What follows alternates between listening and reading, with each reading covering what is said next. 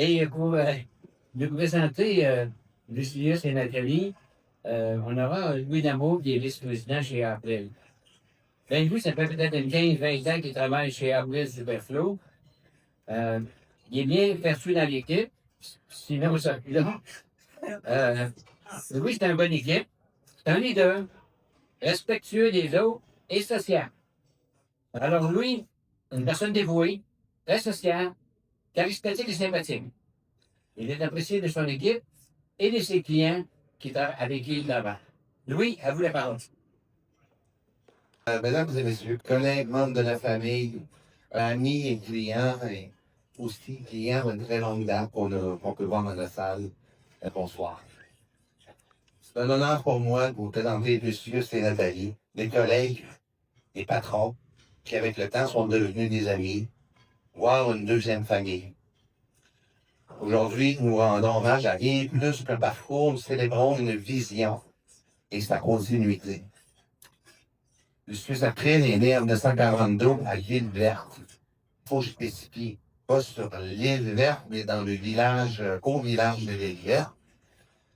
En 1942, dans le Bas-Saint-Laurent, dans une famille de cultivateurs, son avenir semblait tout tracé, reprendre la terre familiale. Mais très tôt, Lucius rêve d'autre chose. Ce qui l'attire, le commerce, la liberté, les rencontres, et disons-le, les bons habits et les bons chars. Et ça a également besoin de bâtir quelque chose, de laisser sa marque. Après un passage à Sherbrooke, la thème du terrain devient plus fort que tout. Autodidacte et rempli de volonté, il accumule des expériences à Québec, à Montréal, puis à Trois-Pistoles, mesureur de poids, professeur d'anglais, chaque étape lui apporte son lot d'apprentissage. Puis arrive enfin l'opportunité qu'il attendait, devient gérant de territoire pour la compagnie Oregon. Pendant 12 ans, il développe une clientèle fidèle, en plus de développer un sens aigu des affaires. Il rencontre aussi un mentor, M. Don Green, qui lui donne confiance et lui transmet les principes encore bien vivants dans l'entreprise aujourd'hui. Puis, le 20 1980, sans emploi, une famille à nourrir, 20 000 piastres dans les poches. Pour plusieurs semeurs, pour lui, c'est un point de départ. Il se lance en appart. Au début, il fait tout lui-même. Il répond au téléphone, il achète de l'huile, il revend de l'huile, il la livre, part avec son camion à la semaine longue, avec son chien. Il fait la comptabilité. Le rêve prend de plus en plus fort. Avoir sa propre usine de lubrifiant. Il passe donc de distributeur à fabricant. Il développe ses produits, construit son usine à Trois-Pistoles, affronte une concurrence féroce, puis en 2005, fait un choix fort et fort, revenir aux sources, revenir à l'île verte. Année après année, il continue d'investir, de bâtir et de croire qu'on peut faire de grandes choses, même en région. Il ne bâtit pas seulement une entreprise, il bâtit une culture. Une culture bien résumée par une expression qu'on connaît tous à l'interne. On va faire du Lucius. Faire du Lucius, j'en fais quand même assez souvent. C'est faire avancer les choses. C'est provoquer le mouvement, de ne jamais rester pris, de débloquer les situations. Mais il faut aussi parler de l'homme, celui qu'on a côtoyé au quotidien.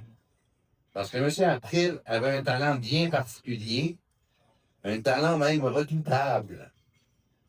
C'est celui d'arriver toujours au mauvais moment. Enfin pour nous.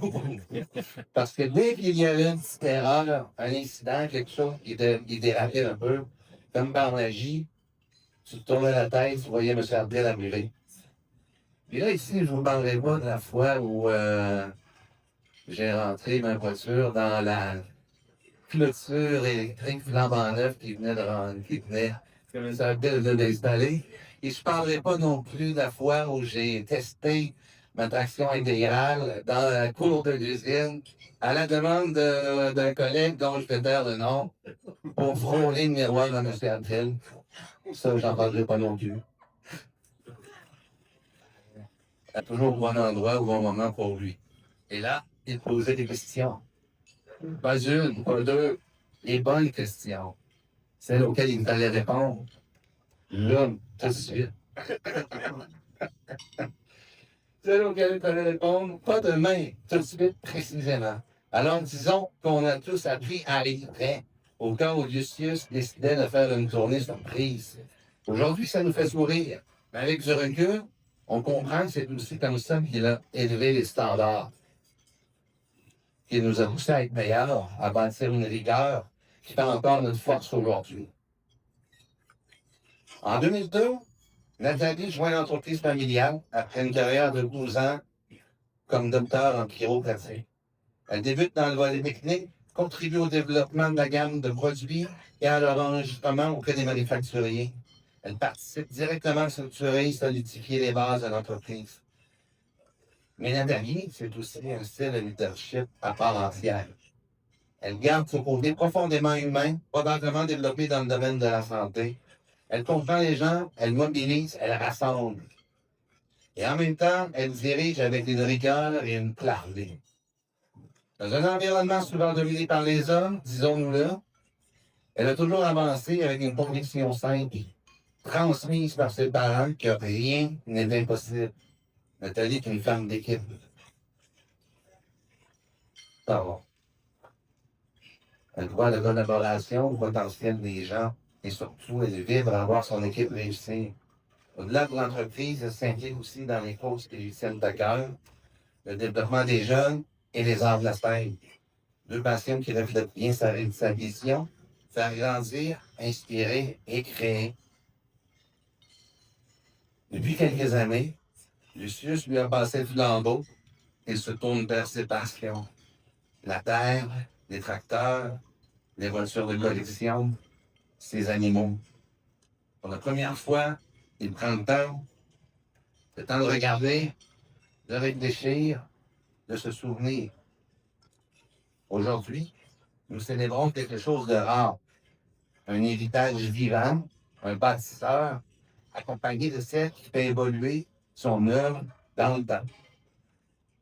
Monsieur Nathalie, merci d'avoir osé. Merci surtout de nous laisser nous développer avec vous jour après jour. Soyez très alerte, faites très attention, parce qu'on ne sait jamais, Lucius pourrait arriver assez vite. Alors, merci beaucoup. Mon père, il était visionnaire, même en 1981, parce qu'à Trois-Pistoles, après le Superflo, a eu le premier fax en ville.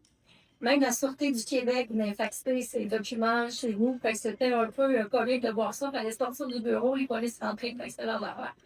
Bref, j'ai été chanceuse d'avoir trouvé ce bonheur-là dans le travail. Quand le moment était à 16 ans de décider qu'est-ce que j'allais faire, je regardais mon père, puis d'être un entrepreneur dans les années 80, quand les taux d'intérêt étaient super élevés, c'était difficile. Mon père, je le voyais pas beaucoup. Il faisait juste travailler. Il était parti super souvent. Fait, à 16 ans, quand vient le temps de décider ce que tu veux faire, je regardais ça et j'ai dit, je vais en faire autre chose. Fait que je me suis plutôt dirigée en santé. Ma mère avait fait carrière en santé. Puis on avait un chiro en ville qui était pseudo-comique puis qui je trouvais intéressant à l'époque. Fait que j'ai décidé de faire mon cours de chiropratique. Je me suis expatriée à Toronto, grand désespoir de mon père. Ça coûtait cher à faire un cours de chiropratique en 1987. Les frais d'inscription, c'était 10 000 $ par année. Mais bref, j'ai fait 3 pierres d'un coup cette fois-là parce que j'ai réussi mon doctorat, j'ai appris l'anglais. Et j'ai trouvé l'homme de ma vie. Oh.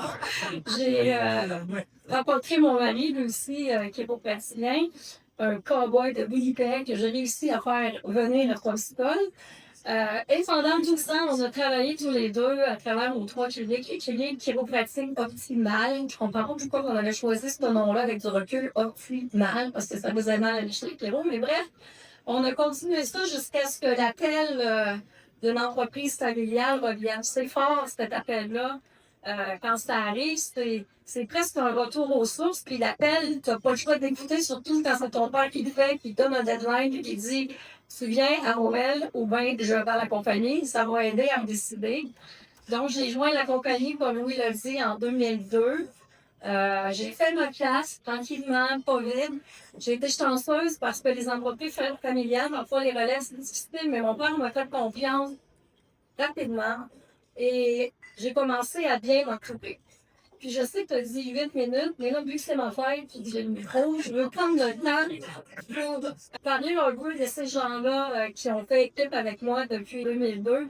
Le premier que je vois, c'est notre plus ancien gérant de territoire, Daniel Dionne. On a passé de collègues, amis d'enfance à travailler ensemble, amis avec nous depuis plus de 20 ans. Et quand j'ai joint la compagnie, j'avais eu la brillante idée de commencer au niveau de la comptabilité. Puis la vie se charge de te montrer des choses, par contre des forces. J'ai découvert très rapidement que la comptabilité, c'était pas une des miennes. J'ai fait le meilleur pour faire avancer la compagnie qu'il faut pas relancer des colonnes. Fait que le deuxième, vraiment, que j'ai recruté dans l'équipe, ça a été notre CFO, Pascal Lévesque, qui est avec nous depuis plus de 20 ans. Ça prenait un boss de la sacoche, là, si on voulait faire avancer. Fait que merci, Pascal. On commençait, on avait des ventes. Prochain, ça a été Louis, qu'on est allé chercher en 2008. Puis, avec la venue de Louis, on a vraiment commencé à structurer les ventes et on s'est donné une commission de recruter des talents. Il y en a quelques-uns ici. Je vois Ben, je vois Richard, je vois Martin qui est là, Gary Petit, Pierre, Jean-Marc petit nouveau venu au niveau de la direction des ventes, Cédric. Notre dernier venu aussi, Olivier. Fait qu'on a vraiment bâti une force de vente qui nous ressemblait. Puis aujourd'hui, je peux vous dire qu'on a la force de vente la plus grande au niveau des lubrifiants. Je suis très fière de ça parce qu'au moment où les gens enlèvent la représentation, nous, on en doit rajouter. On a continué notre recrutement avec Martin, qui est comme notre relation client, qui s'occupe de faire passer la culture, non seulement aux clients, mais aussi à l'interne. L'appel de la famille a continué parce qu'en 2017, mon mari a pris sa retraite de la chiropratique et a joint la compagnie lui aussi au niveau du marketing. Et tout récemment, mon fils a joint la compagnie aux approvisionnements en septembre dernier. Je sais pas si vous savez, mais c'est une pas pire année pour apprendre à être aux approvisionnements au niveau des lubrifiants. Fait il y a par le projet. À pied aujourd'hui, je vois qu'il y en a un qui me filme Monsieur Jolicoeur, je t'avais pas vu, puis Pierre aussi. Fait que merci à tout ce monde-là. Ce qui fait qu'aujourd'hui, après, c'est une équipe de gens passionnés qui sont un peu rebelles parfois parce que je peux pas le dire à cause des RH et de la nouvelle loi, mais ça en prend des pas pires pour se battre dans le milieu d'aujourd'hui contre la compétition. Puis on est plus que des Gaulois parfois. Comme je dis, c'est une équipe passionnée, c'est une culture qui se vit au quotidien et c'est aussi une famille élargie. Oui, on se dit aujourd'hui qu'on passe quasiment plus de temps ensemble qu'avec nos familles proches. On est une famille qui a réussi à jouer dans la cour des grands. Et tout ça en gardant nos valeurs familiales bien ancrées, puis qui vivent à chaque jour. Même si notre produit, c'est lubrifiant, il reste au final, ce qui nous fait avancer, c'est les gens. C'est les gens de la compagnie, c'est vous, clients, partenaires. C'est ça qui fait qu'on avance. Alors, je veux vraiment vous remercier. Je veux vraiment vous remercier d'avoir pris le temps ce soir d'honorer le travail, les efforts et le parcours d'un homme comme mon père. C'est avec une grande fierté que je continue de porter son rêve, que j'essaie de faire grandir un peu à ma manière et que j'ai des grandes ambitions pour toute notre équipe. Vous savez, ceux qui sont entrepreneurs dans la salle, que diriger une entreprise, la majorité du temps, on le fait avec un vent en pleine face. Puis je peux vous dire que présentement, avec ce qui se passe dans le monde, on a le vent en pleine face pas pire. Ce soir, cependant, ce que vous nous donnez, cette opportunité-là que vous nous donnez, c'est un vent dans le dos. C'est une poussée que vous nous donnez. C'est une tape dans le dos qui me dit « Hey, vous faites bien ça, continuez ». C'est un élan pour continuer à se développer. Fait que notre belle histoire, c'est parti d'un rêve de mon père fondateur. Puis ce que je peux vous dire aujourd'hui, c'est que c'est pas fini. Le meilleur est à venir. Puis je compte sur vous autres, puis sur vous autres partenaires pour continuer à nous développer. Merci beaucoup pour votre